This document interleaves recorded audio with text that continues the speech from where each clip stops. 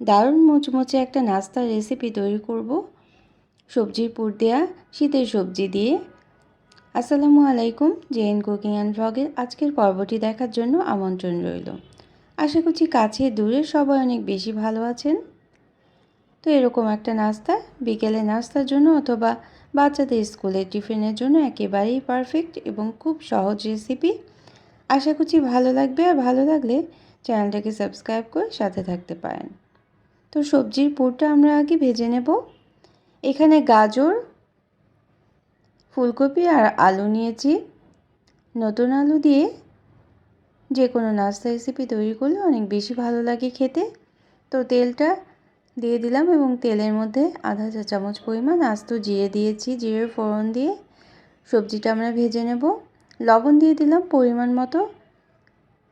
খুব পানি কিন্তু দিতে হবে না, সবজির সাথে যা পানি ছিল সেই পানিতেই খুব সুন্দরভাবে সিদ্ধ হয়ে যাবে। তো 10 মিনিট ঢেকে রাখার পর আমি ভেজে নেব। তো এখন নাস্তাটা তৈরি করার জন্য ডো তৈরি করবে। সেই ডোটা আমরা পালং শাক নিয়েছি এবং পালং শাক কুচি করে কেটে মিক্সার জারে রস তৈরি করে নিয়েছি এবং ছোবড়াটা ছিল সেটা কিন্তু ফেলে দিয়েছি। ফেলে দিয়ে রসটা আধা কাপ পরিমাণ করে নিয়েছি। এদিকে আমাদের সবজিটা সিদ্ধ হয়ে গেছে। এখানে আধা চা চামচ শুকনো মরিচের গুঁড়ো এবং সামান্য হলুদ গুঁড়ো দিয়ে দিলাম, আর ধনেপাতা কুচি দিয়ে ভেজে নেব। অর্থাৎ যা পানি ছিল সে পানিটা শুকিয়ে একটু নরম নরম করে চেপে চেপে নরম নরম করে নিতে হবে, যাতে সবজির মধ্যে যে পানিটা ছিল সেই পানিটা শুকিয়ে যায় এবং সবজিটা নরম হয়ে যায় আর নাস্তার মধ্যে খুব ভালোভাবে সেট করা যায়। তো এই জন্য পানিটা শুকিয়ে নিতে হবে। তারপর আমরা পুরটা তৈরি করে নেব। আটা দিয়ে পুর তৈরি করব এবং পাতাকপির যে জুসটা তৈরি করে রেখেছি সেটা দিয়েই ডোটা তৈরি করে নেব। তো এভাবে করে আমরা নামিয়ে রাখবো এবং ঠান্ডা করে নেব পুরটা। ঠান্ডা করে নিলে খুব সহজেই নাস্তাগুলো তৈরি করে নেওয়া যাবে। তো আমরা যেভাবে করে আলু পুরি তৈরি করি ঠিক সেভাবেই কিন্তু আজকে সবজি দিয়ে এই নাস্তাটা তৈরি করব।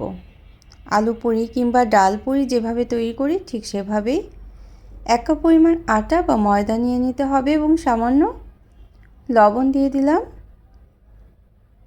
তারপর পালং শাকের জুসটা অল্প অল্প করে দিয়ে ডোটা তৈরি করে নিতে হবে। এখানে আধা কাপের একটু বেশি পালং শাকের জুস আছে।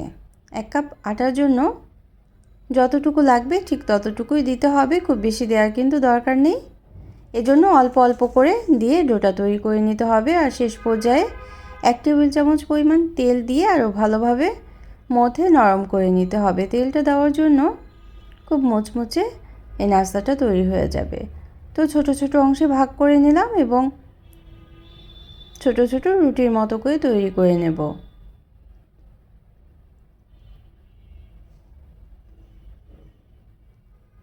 দেখলেন তো কত সহজেই স্বাস্থ্যকর একটা নাস্তা তৈরি করে নেওয়া যায়।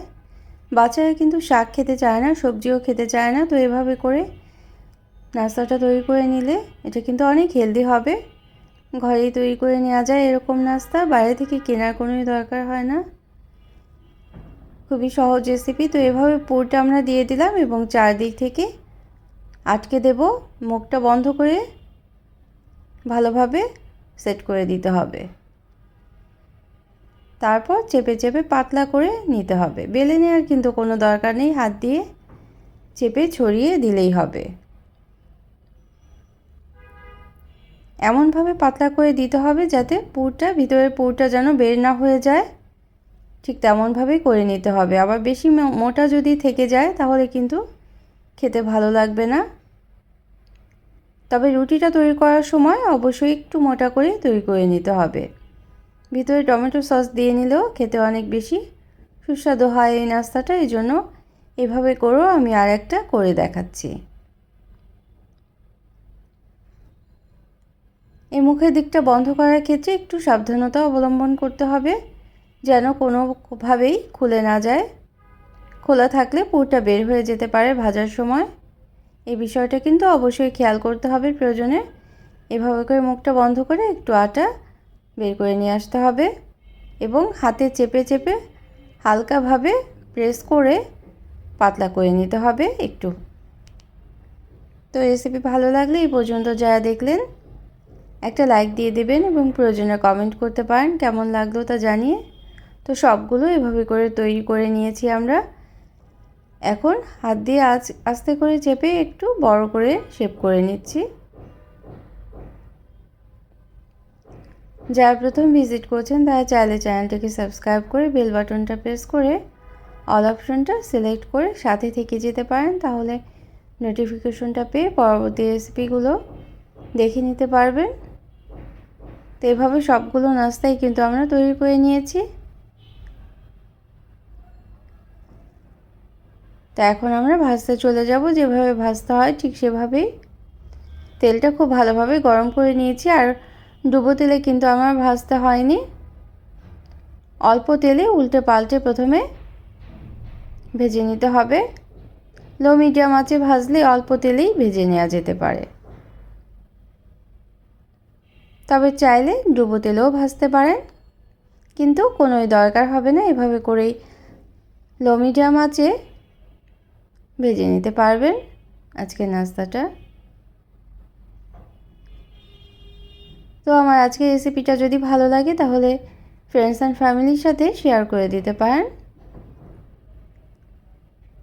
যারা সাথে আছেন সবসময় কমেন্ট করছেন তাদের জন্য রইল অসংখ্য ধন্যবাদ।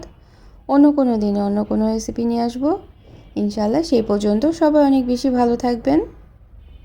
তো এভাবে করে ভাজার পর হালকা রং যখন চলে আসবে তখনই তুলে নিতে হবে। Thanks for watching. আল্লাহ হাফেজ।